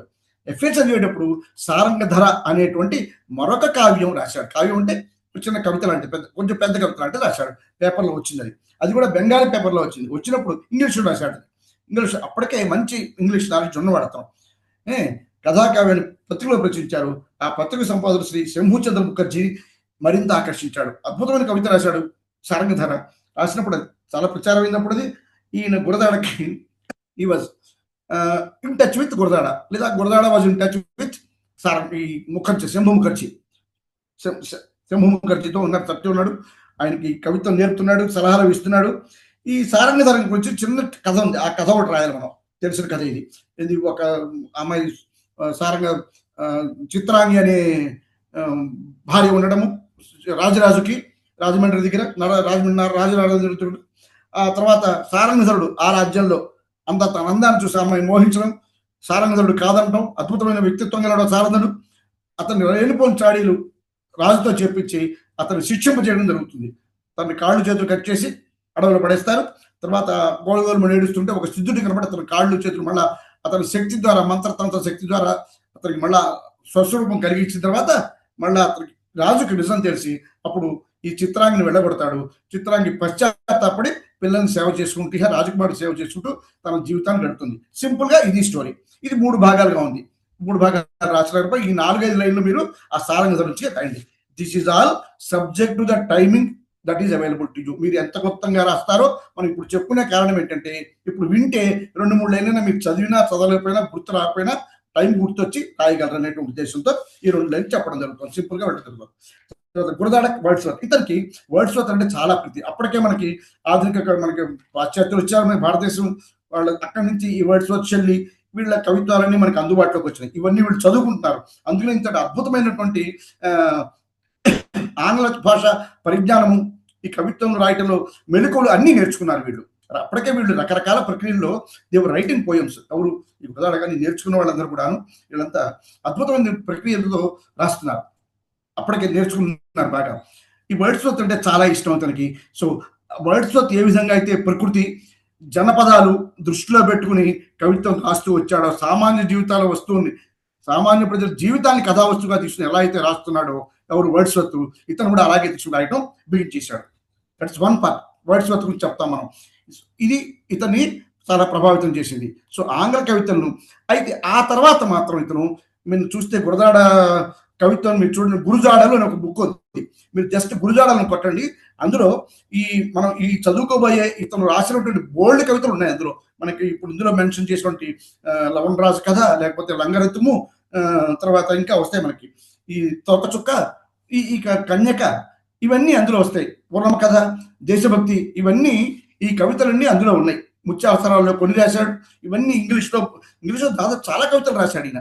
ఇవన్నీ మీకు గురుజాడలు లేదా గురజాడని కొట్టండి, మీకు అందులో వస్తాయి. Just you can go through that for your మీకు ఐడియా కోసం మీరు ఒక్కసారి చూడండి. రైట్. తర్వాత కన్యాశుల్కం గురించి తెలుసు మనకి. ఇందులో అతను ఈ కన్యాశుల్కం అక్కడ వెళ్ళటానికి కారణం బాల్య వివాహాలు చేస్తున్నారు డబ్బుల కోసమని బ్రాహ్మణులు అని చెప్పి అది బాధపడి గజపతిరాజు ఒక బిల్లు పెట్టడం మెడ్రాస్ లెజిస్లేటివ్ కౌన్సిల్, కానీ అది వీగిపోవడం జరిగింది. కొంతమంది అక్కడ పెద్దల వల్ల వాళ్ళు వ్యతిరేకించారు. ఇది దాన్ని వ్యతిరేకించారు. అందువల్ల ఆ బిల్లు వీగిపోయింది. అయితే బాధపడి ఉదాహరణ దీన్ని ఎలాగైనా సరే ప్రజల్లోకి తీసుకెళ్ళాలంటే సాహిత్యం మాత్రమే ఒక్కటే లక్షణం అని చెప్పి అప్పటికే ఇతను సాహిత్య ప్రక్రియలో, నాటక సాహిత్య ప్రక్రియలో, పాశ్చాత్య దేశ ప్రక్రియలైనటువంటి ఆంగ్ల సాహిత్యంలో అప్పటికే అద్భుతమైనటువంటి ప్రక్రియలో చదువు కదా మనకి. వీళ్ళంతా రాశారు అద్భుతమైన వర్డ్స్, షేక్స్పియర్ వీళ్ళంతా రాశారు డ్రామాలు. ఆ పద్ధతుల ప్రక్రియతో బాగా అనుభవం వచ్చినవాడు కాబట్టి, నేర్చుకున్నవాడు కాబట్టి ఆ ప్రక్రియలో అద్భుతమైనటువంటి కన్యాశుల్కం అనే నాటకం రాశాడు. దాన్ని ఇండియనైజ్ చేసి రాశారు. ఆ ప్రక్రియని ఏం చేశాడు, అందులో కృతక భాషను వదిలేశాడు, వ్యావహారిక భాషను పెట్టాడు, ప్రజలకు అందుబాటులో ఉండేటట్టు. తర్వాత కళ్ళ ముందు తిరిగే స్త్రీ పురుషులను పాత్రగా తీసుకున్నాడు. తర్వాత ఆ పాత్రలను కూడా మధురవాణి అద్భుతమైన పాత్ర, అలాగే ఎవరి క్యారెక్టర్స్ వాళ్ళు పెట్టి గిరీశం లేకపోతే వృద్ధాదాలు, రామపవంతులు, వీళ్ళకి ఎటువంటి మన సంఘంలో మన ఎదుర్కొండా ఉండే పాత్రలే. ఈ 4 పాయింట్స్ మనం అందరూ రాస్తాం. ఆ పాత్రను తీసుకొచ్చి పెట్టి ఒక ఉన్నత ఔచిత్యంతో సౌజన్యారావు పాత్రను సృష్టించాడు. స్త్రీ చేతుల్లో పురుషుల చేతుల్లో బలైపోయే మోసపోయేటువంటి స్త్రీలాగా బుచ్చమ్మను సృష్టించాడు. మీనాక్షి అంటే ఎవరు, సూర్యకాంతం వేసింది. సూర్యకాంతం వేసిన సినిమాలో ఆ మీనాక్షిని సృష్టించాడు. ఇలా గతవాయిత్వానికి స్టూపిడిటీకి గిరీశం తెలుసు అందరికి. ఈ పాయింట్స్ సృష్టించి అతను అద్భుతమైనటువంటి ప్రక్రియ చేసి ఒక గొప్ప నాటకాన్ని తీసుకొచ్చి దేశ ప్రజలు వదిలేసినది. ఇంకా ఒక సంచలనం సృష్టించినటువంటి నాటకం అది. దాని గురించి మనం 4-5 నాటకాలు రాస్తాం అనమాట. ఇందులో సమకాలీన సమాజంలో అవలంబించిన చీకట్లను తుదముట్టించి వెలుతురును ప్రసరింపజేసింది, కళాత్మక సందేశాన్ని సమాజానికి అందించింది. అంటే ఒక బిల్లు చేయలేని పని సంచలనం, అద్భుతమైన సంచలనం సృష్టించింది. బిల్లు అంటే చట్టపరంగా వచ్చేదేమో, కానీ సాహిత్యానికి ఎప్పుడైతే సాహిత్యం పుచ్చలైపోయిందో అద్భుతమైన ప్రభావం దీని మీద చూపించింది. రైట్. అసలు మాట అక్కడ అయిపోయింది. నెక్స్ట్ ముత్యావసరాలకు వస్తే మనం ముత్యావసరాల గురించి మాట్లాడుకోగలం. నిన్ననే మనం బోర్డు చదువుకున్నాం. అందులో ప్రధాన పాత్ర గురదాడది. కాబట్టి గురదాడ ముత్యావసరాలు దీన్ని సృష్టించి రాశాడు. అయితే దీనికి కారణం ఏమంటాడు అతను, స్ఫూర్తి ఒక తోకచుక్క, హేలీ అనే తోకచుక్క వచ్చింది 1910లో. హేలీ తోకచుక్క 75 years ఒకసారి తెలుసు మనకి ఈ తోకచుక్క సంగతి. ఆ తోకచుక్క సూర్యుడి వైపు చేసే ప్రయాణం దృష్టిలో ఆ వెనకాల తోక భాగంలో ఆ వెలుగులు, ఆ డస్ట్ పార్టికల్స్ ఏవైతే ఉంటాయో అవి వెలుగుతుంటాయి, అవి రవ్వల్లాగా ముత్యాల్లాగా వెలుస్తుంటాయి. దాన్ని చూసి ముత్యావసరాలను పేరు పెట్టాడని నార్ల వెంకటేశ్వరరావు, ఆంధ్రప్రభ ఎడిటర్. నార్ల వెంకటేశ్వరరావు ఆంధ్రప్రభ ఎడిటర్ దీనికి పేరు పెట్టాడని చెప్పి ఆయన చెప్పాడు. దీనికి కందుకూరి కట్టమంచి వారి గురించి కూడా ఒక కామెంట్ చేశాడు. ఈయన శిఖరాగ్ర స్థితి చేరలేకపోయినాడు అని చెప్పడానికి కారణం అప్పుడు కూడా ఈ నార్ల వెంకటేశ్వరరావు కామెంట్ చేశాడు. మీకు గుర్తుండే ఉంటే మనం చదువుకుంటాం అక్కడ. సరే, దాని తర్వాత ఈ తోకచుక్క అనేటువంటిది, అందులో ఈ తోకచుక్క అనే పేరుతో ఫస్ట్ కవిత ఈయన రాశాడు ఈ ముత్యావసరాల ప్రాసెస్ కింద. రాస్తే ఇది కారణం ఏంటి, తన సహపంక్తి భోజనశాలలో 10 రోజులు వెళ్ళొచ్చాడు. దీని గురించి రాయాలి మనం. ముత్యావసరాలు రాస్తూ అందులో ఒక ఫస్ట్ హెడ్డింగ్ పెట్టి తోకచుక్క గురించి రాస్తాం. తోకచుక్కలో ఏం చెప్పాడు, ఆ ఊరిళ్ళు వచ్చాడు 10 రోజుల పాటు, భార్య పక్కన వాళ్ళు అటు ఇటు సూటి మాట్లాడినారని బాధపడుతుంటే, నువ్వు బాధపడతావు ఎందుకని భర్త అన్వయించాడు. ఆ కవితను కవితను చెప్తూ అన్వయించాడు భార్యని. ఇంకొంచెం కల్పితమైన కథ రాసి ఒక 4-5 పాయింట్లు చక్కడ అన్వయించాడు భర్తని, భార్యని. సో అది ఒక తోకచుక్కని చాలా ఫేమస్ అయింది. ఇది ఫస్ట్ కవిత దీంట్లో రాసింది. దీని తర్వాత కాసులు. మనం ఈ 2 లైన్లు 3 లైన్లో ఈ మెన్షన్ చేయండి వీటి గురించి. అందుకనే ఈ పాయింట్స్ మెన్షన్ చేస్తాం. మనం పాఠం జోలికి వెళ్ళకుండా ఏమేమి పాయింట్స్ మనం ఆన్సర్ చేయాలనే విషయాన్ని చెప్తున్నాం. ఈ కాసులు ఒకటి ఇందులోను. ఇది కూడా వీడితో దాంపత్యం. ఇతను నగలు అనుకుంటాడు, ధనం పట్టుకొస్తా సంపాదింటాడు. కానీ ఆ అమ్మాయేమో ప్రేమ గురించి మాట్లాడతాడు, ఇతనేమో భార్య ఏమో నగల గురించి అడుగుతున్నాడు. కానీ అప్పుడు అతను కన్విన్స్ చేసి చెప్తాడు, మరుడు ప్రేమని మందిని దలచకు, మరులను వహిస్తాడని అని చెప్తూ, మగడు వేల్పన మాటను ప్రాణముత్రుడు నీకు నేను, నువ్వు నగలు ఇవన్నీ కాదు, శాశ్వతం కాదు, ప్రేమ శాశ్వతం. ఇది ఈ ప్రేమ వయసుతో పాటు వచ్చేది కాదు, పోయేది కాదు, శాశ్వతంగా ఉంటుంది చెప్తూ ఆ అమ్మాయిని కన్విన్స్ చేయడానికి చెప్తాడు. మగడ వేల్పనం పాత మాట, మొగుడు దేవుడైనటువంటి మాట పాతది, స్నేహితుడు నీ ప్రాణమిత్రుడు నేను చెప్పి కన్విన్స్ చేస్తూ భార్యాభర్తల మధ్య సంబంధం ఎలా ఉండాలో చెప్తాడు ఈ కాసుల దృష్టిలో. 2-3 లైన్లు రాయించాలి, మీరేం పారాగ్రాఫ్ రాయక్కర్లేదు. అది ఆ 2-3 లైన్లు ఏం రాస్తే that is the essence of that point, అంతవరకు రాస్తే చాలు మనకి. తర్వాత కన్యక, ఇది కన్యకాపరమేశ్వరి మనం వెనుకొండ దగ్గర ఉంది కదా, దానికి సంబంధించిన కదా. అక్కడ ఈ ఒక రాజు ఉంటాడు, రాజు ఉంటాడు, అతను వేటకెళ్ళి వస్తుంటాడు. ఆ గ్రామంలో దీనికో సాగితే వాళ్ళు ఊరి పెద్దలు వచ్చి స్వాగతం రమ్మంటారు, స్వాగతం ఇస్తారు. ఆ ఊరి పెద్ద కూతురు కన్యక అనే అమ్మాయి అతనికి స్వాగతం ఇస్తుంది. ఆమె అందాన్ని ముద్దులైపోయి రాజు కోరుకుంటాడు అమ్మాయిని. కోరుకుంటే కుల పెద్దలు అక్కడ అధికారులు వద్దంటారు, కానీ వినకుండా దగ్గర మీద దాడి చేస్తాడు. దాడి చేసి ఆ అమ్మాయిని చెరబట్టు పెళ్లి చేసుకుంటాను చెప్పి ఫలానా గుడి తీసుకురా పెళ్లి చేసుకుంటా అంటాడు. ఈ తప్పని పరిస్థితులు ఒప్పుకుంటుంది అమ్మాయి. కానీ ఒప్పుకుని ఏం చేస్తుంది, తన ఊరి మిగతా కన్యకలతో కలిసి అక్కడ అగ్నిగుండంలో పడి తన ప్రాణాన్ని అర్పిస్తుంది ఈమె.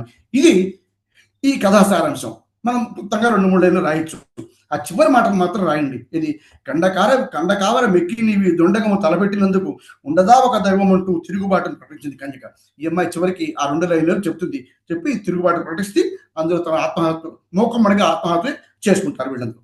తర్వాత నెక్స్ట్ కమ్స్ పూర్ణమ. అంటే ఇవన్నీ చాలా ప్రధానమైనటువంటి రచన పద్ధతి, ఈయన ప్రక్రియ, ఈయన చెప్పిన దాంట్లో పూర్ణమ. ఇది పూర్ణమ కథ తెలుసు మనకందరికీ. ముసలమ్మ పెళ్లి చేస్తారు. ఎప్పుడైతే ఇది పూర్ణమ కథ అనేది కావ్యం, అందులో భాగం, కన్యాశుల్కంలో భాగం. ఇది కన్యాశుల్కంలో మనకి చెప్తాడు ఆ భాగం. అయితే ఇది కన్యాశుల్కంలో చెప్పినప్పటికీ ఇది మాత్రం చాలా ప్రభావం చూపిస్తుంది. కన్యాశుల్కం ఎంత ప్రభావం చూపించిందో, ఒక పెద్ద నవల నాటకం ఎంత పెద్ద ప్రభావం చూపించిందో, దానికన్నా ఎక్కువ ప్రభావం ఇది చూపించింది. అందులో వాడిన కొన్ని మాటల వల్ల. కొన్ని మాటలు ఏంటో చూద్దాం మనం చివరికి.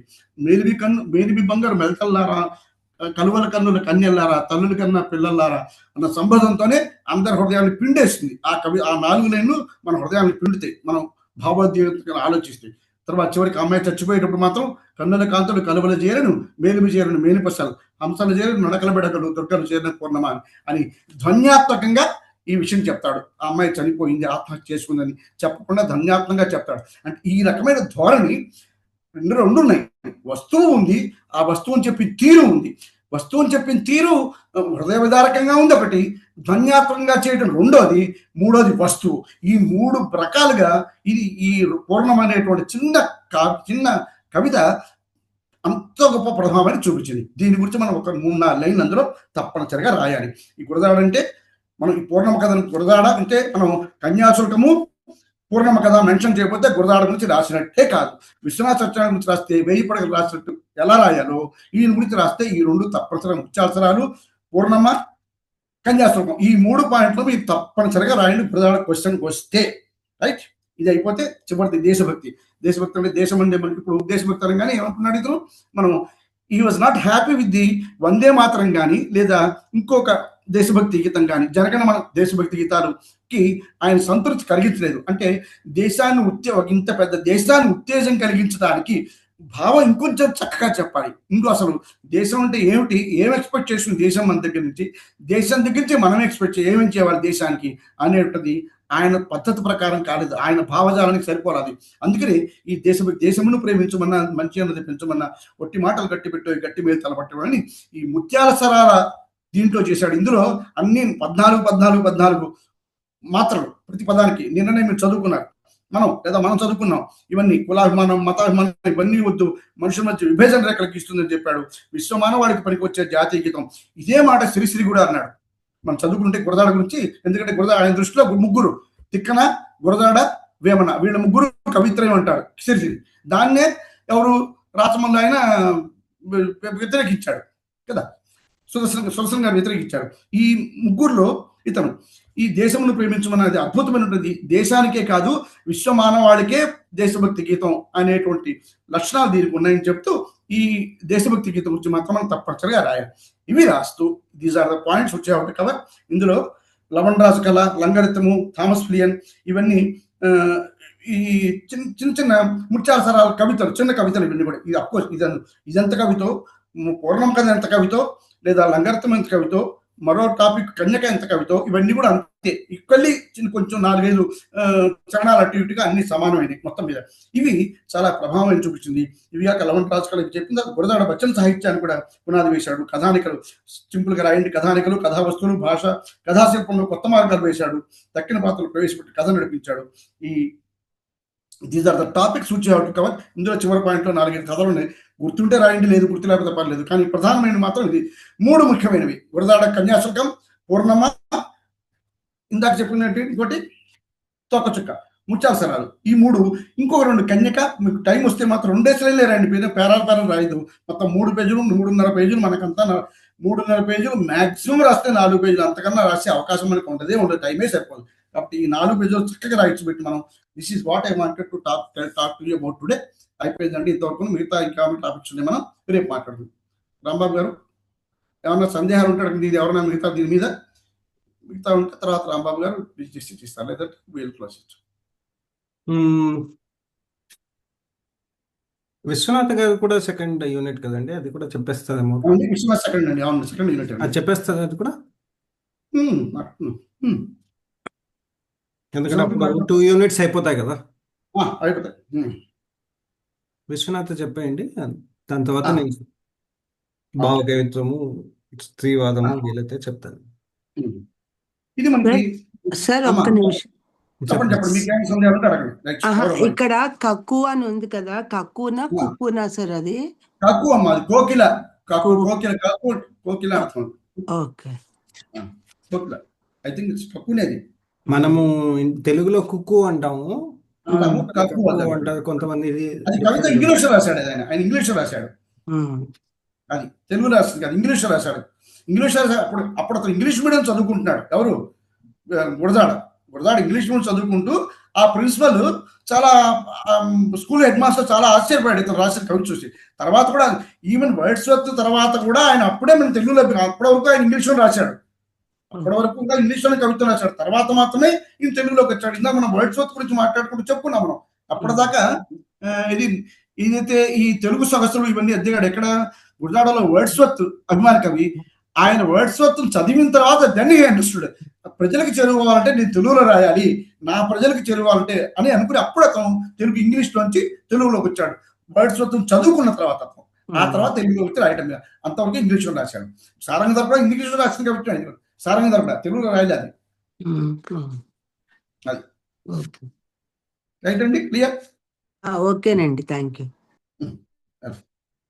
ఇప్పుడు మరొక మేరు శిఖరం మనకి ఈ యూనిట్ లో మనకు ఉన్న వాళ్ళందరూ అద్భుతమైనటువంటి అంటే వీళ్ళు అసలు ఈ అంటే ఆ క్షీణ యుగం దాటిపోయిన తర్వాత ఆధునికం యుగం ప్రారంభం అవ్వగానే మన సాహిత్య రంగంలో మేరు శిఖరాల ధ్రువతారాల్లో మేల్చిన వాళ్ళలో ఇతను ఉన్న వాళ్ళ అందరూ ముఖ్యులు. అందులో ఇతను మేరు శిఖరం అంటారు, విశ్వనాథ సత్యనారాయణ. ఈయనకి విలక్షణమైన వ్యక్తిత్వం. ఈయన గురించి 4-5 నిమిషాలు మాట్లాడుతుంది, 7 నిమిషాలు మాట్లాడుతుంది. రైట్? అద్భుతమైన శతాధిక గ్రంథకథ 100 పైన రాశాడు. ఆయన లిస్ట్ చూస్తుంటే చదివితే మీరు ఒకసారి గూగుల్ చేయండి, అతన్ని తెలిస్తే ఎన్ని వివరాలు ఉన్నాయో అతని గురించి తెలుస్తుంది మనకి. రైట్? శతాధిక గ్రంథకర్త, సంప్రదాయవాది, సనాతన ధర్మ ప్రచారకుడు, మనసా వాచ కర్మేణ నమ్మినవాడు అతను. అది కానీ తన గురించి ఒక విషయం ఏంటంటే చాలా చాలా బీదగా పరిస్థితుల్లో కలిసింది అతని పరిస్థితి. చిన్నప్పుడు బాగానే ఉండేవాడు కానీ డబ్బులు ఉండేవాడు కానీ తర్వాత మాత్రం చాలా చాలా తన తండ్రి గురించి చెప్తాడు. తండ్రి ఒక్క ఉత్తరం ఉండేది తండ్రికి. తండ్రి కూడా గొప్ప పండితుడు, కానీ ఇతనికి మాత్రం ఇతడు అంతకన్నా దుర్భరసాధ్యాన్ని అనుభవించాడు. ఈ విశ్వనాథ సత్యనారాయణ ఉద్యోగం చదువు కూడా సరిగా చదువుకోలేదు. 2-3 మధ్యలో FA చదువుతూ ఆపేశాడు, BA చదువుతూ ఆపేశాడు. తర్వాత ఎప్పుడో కంప్లీట్ చేశాడు BA. అతను తర్వాత BA చదువుతూ ఆపేసి టీచర్గా ఉద్యోగం చేసి మళ్ళా తర్వాత కొంతకాలం తర్వాత మళ్ళీ BA కంప్లీట్ చేశాడు విశ్వనాథ సత్యనారాయణ. కానీ ఇవేమీ కూడా ఎన్ని కష్టాలు పడుతున్నాడో ఇతను కవిత్వం మారట. 19 ముందే బిగిన్ చేశాడు కవిత్వం. అతను 1917లోనే ఎప్పుడో కవిత్వం రాయటం ప్రారంభించాడు. 1895లో పుట్టాడు అతను. 1895 కృష్ణా జిల్లా నందమూరు అనే గ్రామంలో పుట్టాడు. అక్కడే పుట్టాడు. అప్పుడు 20 yearsగా కవిత్వం రాస్తున్నాడు. అప్పటికే రాస్తున్నాడు కవిత్వం. కానీ ఆ కవిత్వము తన భావజాలం ఏదైతే ఉందో అది మాత్రం అతను మార్చుకోవాలి. అప్పటి నుంచి అలా ఉన్నాడు. విలక్షణమైన వ్యక్తిత్వం. అతని మాటల్లో, ఆలోచనలో ఇవన్నీ స్పష్టంగా కనపడుతుంటాయి. ఇతని గురించి చెప్పుకోవాలంటే మనం ఆయన రాసిన ప్రక్రియలో అంటే అతను వేరు పెట్టని ప్రక్రియ అంటూ లేదు. అంటే ఎంత గొప్ప జ్ఞాని లేదా విద్యావంతుడు లేదా జ్ఞానవంతుడు తెలుసుకోవాలంటే ఆ ప్రక్రియ అంటే బహుముఖ ప్రజ్ఞాశాలి అనేటువంటిది ఇతనికి అక్షరాలా వర్తిస్తుంది. దీని గురించి మనం రైట్ అయిపోయిన తర్వాత ఎవరి దగ్గర చదువుకున్నారు? చల్లపల్లి వెంకట శాస్త్రి మందర్లో చదువుకునేవట. ఈయన చెప్తాడు, ఆయన టైం ప్రకారం వచ్చేవాడు గట. ఆయనకు వచ్చిన వీలైనప్పుడు వచ్చి పాఠాలు చెప్పేవాట. వీళ్ళు అక్కడ ఆయన ఎప్పుడు వస్తాడో ఉంచుకుని అప్పుడు తెలుసుకుని పాఠాలు నేర్చుకుని చదువుకోవాలట. ఈయన ఉంచి చల్లపల్లి వెంకట శాస్త్రి చెప్తూ తర్వాత ఒకసారి అంటాడు, అసలు నేను శిష్యుడు అవడమే చల్లపల్లి వెంకట శాస్త్రికి చాలా గొప్ప, అసలు అదే ఆయన అదృష్టం, అది నేను ఆయనకి శిష్యుడు అవడం చెప్పుకుంటాడు. అంటే అంతటి ఆత్మ ఇది అనాలి మనం. అంటే దాన్ని గర్వం అనకూడదేమో మనం, ఇంత పెద్దవాళ్ళు మనం. ఆయన శక్తి స్కాండర్స్ అటువంటిది అనమాట. పైగా సరే, చల్లపల్లి వెంకట శాస్త్రి చదువుతున్నాడు, విద్యానంద భారతీ స్వాములు, త్రివిక్రమ వీళ్ళ దగ్గర చదువు జరిగింది. 1929లో ఎంఏ చేశాడు. తర్వాత బందర్ హిందూ కళాశాలలో పనిచేశాడు, గుంటూరు ఏసీ కళాశాలలో పనిచేశాడు. చివరి దాదాపు 21 సంవత్సరాలు మాత్రం విజయవాడ ఎస్ఆర్ఆర్ అండ్ సివిఆర్ కాలేజీలో పనిచేశాడు. ఆ సమయంలోనే అతను చాలా అద్భుతమైన ఇది ఉన్నాడు అక్కడ. ఆయన ఇల్లు ఉంది విజయవాడలోనే. వెళ్ళాం, ఆ ఇంటికి వెళ్ళాం. వస్తారు ఆయన ఇంటికి మనం, ఆయన కొడుకున్నప్పుడు వెళ్ళాం నేను ఆయన ఇంటికి, మరొక స్నేహితులతో కలిసి వెళ్ళాం అక్కడికి మనం. తర్వాత ఆంధ్ర సాహిత్య అకాడమీ ఉపాధ్యక్షుడిగా పనిచేశాడు. కవి సామ్రాట్ బిరుదు వచ్చాడు. ఈ కవి సామ్రాట్ బిరుదు వచ్చినప్పుడే అతనికి ఈయన చల్లపల్లి వెంకట శాస్త్రి అద్భుతమైన పద్యం చెప్పాడు. నా శిష్యుడు ఇతను శిష్యుడు చెప్పుడు నేను సంతోషపడతానని చల్లపల్లి వెంకట శాస్త్రి ఆ సభలో కవి సామ్రాట్ గురించి అద్భుతమైన పద్యం చెప్పాడు. తర్వాత పద్మభూషణ్, కళాప్రపూర్ణ. ఈ కళాప్రపూర్ణ బిరుదు వాళ్ళు ఇచ్చింది. ఎవరిచ్చారు? విశాఖపట్నంలో ఇచ్చారు కళాప్రపూర్ణ బిరుదు ఈయనకి. తర్వాత కేంద్ర సాహిత్య అకాడమీ అవార్డు వచ్చింది. తర్వాత జ్ఞానపీఠ అవార్డు వచ్చింది. ఈయన 10 శతకాలు రాశాడండి. మధ్యాకరలో అంటే విశ్వనాథ అంటే మధ్యాకరలో, శ్రీనాథుడు అంటే శ్రీశ్వర ఎలా గుర్తొస్తుందో మధ్యాకర అంటే మన విశ్వనాథుడే గుర్తురావు. దాదాపు 10 శతకాలు రాశాడు ఈయన, అన్ని మధ్యాకరంతో. చాలా చాలా ఇష్టమైనటువంటి ప్రక్రియకి మీరు రాయొచ్చు. మనకి నేను ఇప్పుడు చెప్పే పాయింట్ అన్ని కూడా చాలా అథెంటికేటెడ్ పాయింట్స్ ఆయన గురించి చెప్పేవన్నీ కూడా. సో మీరు మీరు విన్నట్టుగా రికార్డ్ చేసుకోవడం వీలైతే మీరు చదవకుండానే పరీక్ష రాసేటట్టుగా చెప్తాను మీకు నేను. రైట్, ఇది ఒక మాట రాసుకోవాలి. ఈయన బిరుదులు చెప్పాము, కవి సామ్రాట్, పద్మభూషణ్, కళాప్రపూర్ణ, ఇవి మనం మాట్లాడతాము. ఇక్కడ అయిపోతే ఆయన వ్యక్తిగత వివరాలు అయిపోతాయి. ఇక మనం ఏదైనా కవి గురించి చెప్పేటప్పుడు మొట్టమొదటి జననాథులు చెప్తాం, ప్రభావం ఫస్ట్ ఇంట్రొడ్యూస్ చేస్తాం 2-3 లైన్లు. తర్వాత కవికాలాదులు చెప్తాము. తర్వాత అతని వ్యక్తిగతము, బిరుదులు, సాహిత్యం గురించి చెప్తాము. చివరికి అతను కవిగా ఏం చేస్తున్నాడు, కవి అయితే కవిగా ఏం చేశాడు, విమర్శకుడు అయితే విమర్శకుడుగా ఏం చేస్తున్నాడు అని చెప్తాము. సో ఇప్పుడు ఇతను కవి కాబట్టి కవిగా ఈయన చూస్తున్నాము. విమర్శకుడుగా నిన్న 203లో చూసాము, ఇప్పుడు మనం కవిగా చూస్తాము. సో కవిగా రచనలు ఏమేం చేశాడు అని చెప్పుకుంటే ఈయన అన్నిటికన్నా మొట్టమొదటి చెప్పాల్సింది మాత్రం శ్రీమద్ రామాయణ కల్పవృక్షం, కావ్యేతిహాసము తప్పనిసరిగా చెప్పాలి. 1000 పడగలు, శ్రీమద్ రామాయణ కల్పవృక్షం, ఇది మాత్రం మీరు చెప్పకుండా విశ్వనాథుని గురించి రాసే అవకాశమే లేదు. మీరు తప్పనిసరిగా రాయవలసిందే. తర్వాత ఈయన మొదట్లో రాసిన కావ్యాలు ఆంధ్రపౌరుషం, ఆంధ్ర ప్రశస్తి, ఇవి కొన్ని లిస్ట్ ఇచ్చారు మనకి అక్కడ. మీరు అక్కడ ఇచ్చిన లిస్ట్ని బట్టి ఒక 7-8 లిస్టు మీరు నోట్ చేసుకోండి. నోట్ చేసుకుని అంతవరకు మాత్రమే, అన్నీ మనం రాయక్కర్లేదు, ఖచ్చితంగా రాయక్కర్లేదు. ఆయన రచనలు రాయాలి, మనం కొన్ని రచనలు రాయాలి. ఆ రాసేటప్పుడు మీకు ఎన్ని మీరు గుర్తుంచగల ఆ 4, 10, 15 గుర్తుపెట్టుకుని బైహార్ట్ చేసుకుని వరుసగా రాసుకోండి. వరుసగా రాస్తున్నప్పుడు ఈయన కవితలు ఇక్కడ ఉన్నవి చెప్తాను నోట్ చేసుకుని. కావ్యాలు ఆంధ్రపౌరుషం, ఆంధ్ర ప్రశస్తి, శృంగార వీధి, శశిదూతం.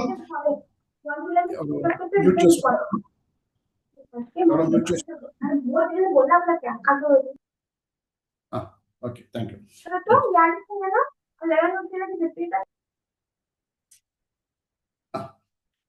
ఆంధ్రపౌరుషం, ఆంధ్ర ప్రశస్తి, శృంగార వీధి, గిరికుమారుని ప్రేమ, ఇది కొన్ని మనం విన్నాం, అవి రాయండి మీరు. అంటే ఆంధ్రపౌరుషం, ఆంధ్ర ప్రశస్తి, గిరికుమారుని ప్రేమ గీతాలు ఇవన్నీ విన్నాం.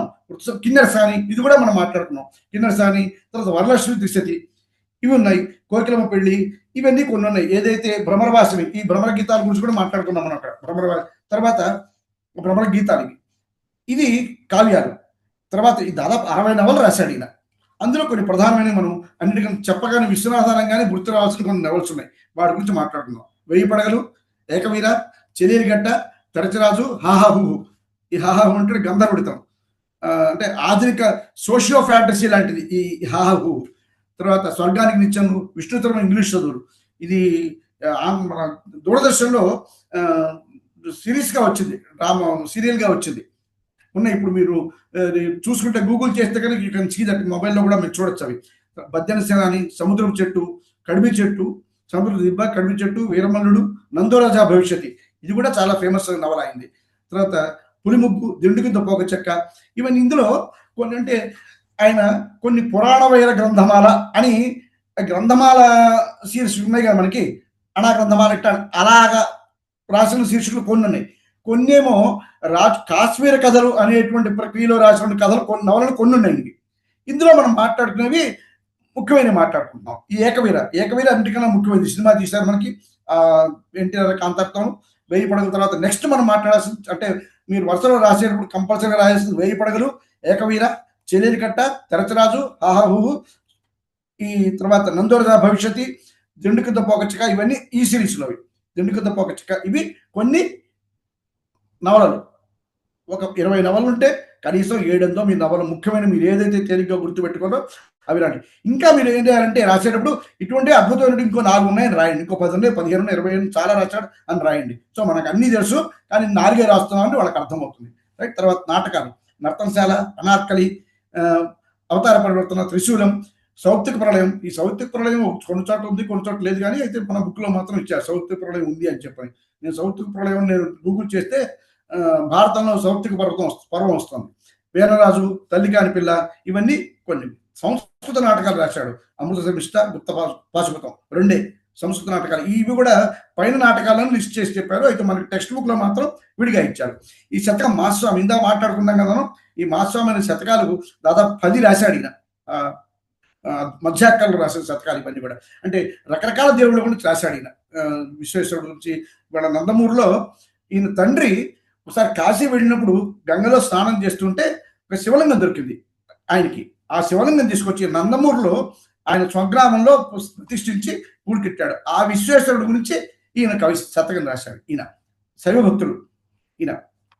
తర్వాత లక్షణకం, కావ్యానందం, దీని గురించి మాట్లాడుకున్నాం మనం నిన్న మొన్న కూడా. మనం విశ్వనాథ్ గురించి మాట్లాడుకున్నప్పుడు ఈ కావ్యానందం చాలా ప్రధానమైనదని ఈ రచన విమర్శ గ్రంథాల్లో మనం ఆ 10 తర్వాత దీని గురించి చెప్పుకున్నాం మనం. తర్వాత విమర్శ గ్రంథాలు కింద నిన్న లిస్ట్ అయింది, మనం మళ్ళీ రిపీట్ చేసుకోగల. నన్నయ్య గారి ప్రసన్న కథా కలితే అర్థి, అల్లసాని వారి, ఇవన్నీ అక్కడ పాయింట్స్. ఇదైపోతే నెక్స్ట్ మనం వీ హ్యావ్ టచ్ కల్పవృక్షం. ఇది కవితా విశేషాలు. ఇప్పుడు వస్తే ఇక్కడికి మనం రచనలు రాసేసాము. ఒక ముఖ్యమైనటువంటి కవితా విశేషాలు, కవుల రచన గురించి మనం చెప్పాలి. ఇవి మీరు ఎన్ని చెప్తాము, ఎన్ని చెప్తాము అనేటువంటిది మనం పేర్లు మాత్రం చెప్పుకుందాము, 2 శ్రేణులు మాట్లాడుకుందాం వాటి గురించి. ఇంకా విస్తరించాలంటే మీరు సమయం దొరికితే విస్తరించచ్చు, కానీ కనీసం మెన్షన్ చేసి అవి ఏమిటో మాత్రం రాయండి చాలు. కనీసం అంతవరకు రాయాలి తప్పనిసరిగా. రామాయణ కల్పవృక్షం ఇది అద్భుతమైనటువంటి మీరు దీని ప్రాధాన్యత ఏంటి? దీనికి జ్ఞానపీఠ అవార్డు వచ్చింది దీనికి, ఈ రామాయణ కల్పవృక్షానికి. ఎవరికి? విశ్వనాథ్కి.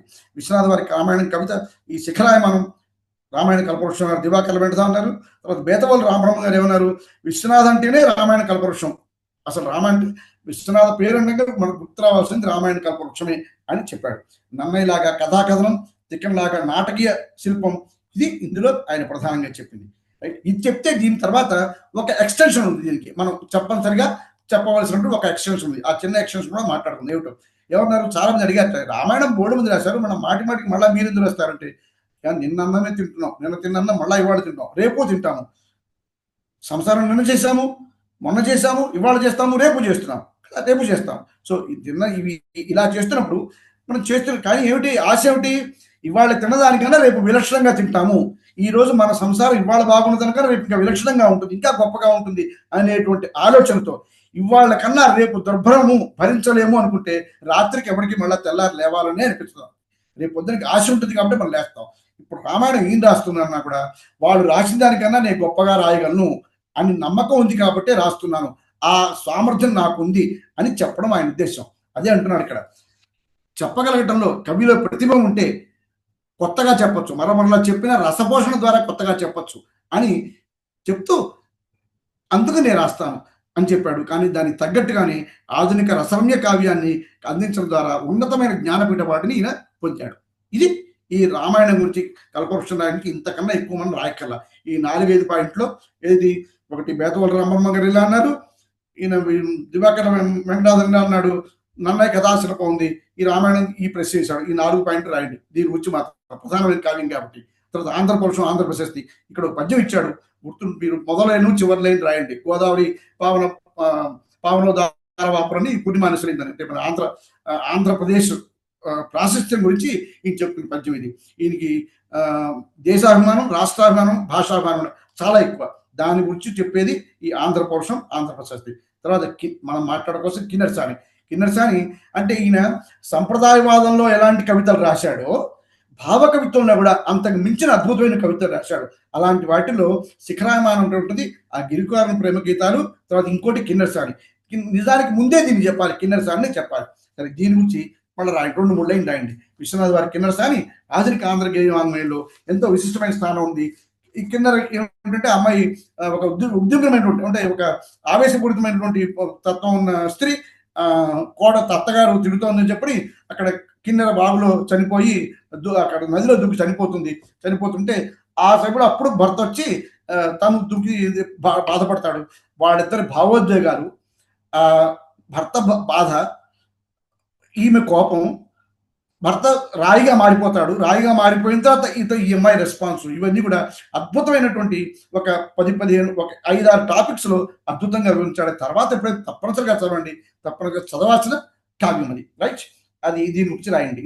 ఇందులో అయితే 4-5 రాయండి మాత్రం. మనం ఎక్కడైనా సరే మరి ఈ పద్యాలు చాలా ప్రధానమైనవి. ఇందులో మీకు అవకాశం ఉంటే మాత్రం ఇది రాయండి. నడవగా నాతి కిన్నెర సాని తొడిమయుడి పువ్వు పడతిలాతో వచ్చింది, కడు సిగ్గుపడు రాచ కన్నెలాతో వచ్చింది, బెడగుపోయిన రత్న పేటికలాతో వచ్చింది. అంటే భర్త వదిలిపోయాడు, భర్త పోయిన తర్వాత ఇంకా అంటే భర్త సెలైపోతూ ఇంకా ఆమె పరిస్థితి చెప్తున్నాడు. ఈ 3 లైన్లు ఆ కావ్యకన్యక, ఆ కిన్నెర సాని ఎవరైతే ఉన్నారో ఆ అమ్మాయి గురించి చెప్పిన 4 లైన్లు ఇవి. కోకిలమ్మ పెళ్ళి గేవి కావ్యం, ఇది ఇంతవరకు రాసేస్తే కిన్నెర సాని అయిపోతుంది. రాసేసి కోకిలమ్మ పెళ్ళి అదో గేవి కావ్యం, అది కూడాను. దాని గురించి ఏం రాయక్కలేదు మనం, ఇది కావ్యం చెప్పండి. తర్వాత వరలక్ష్మి తీసేతే ఉంది.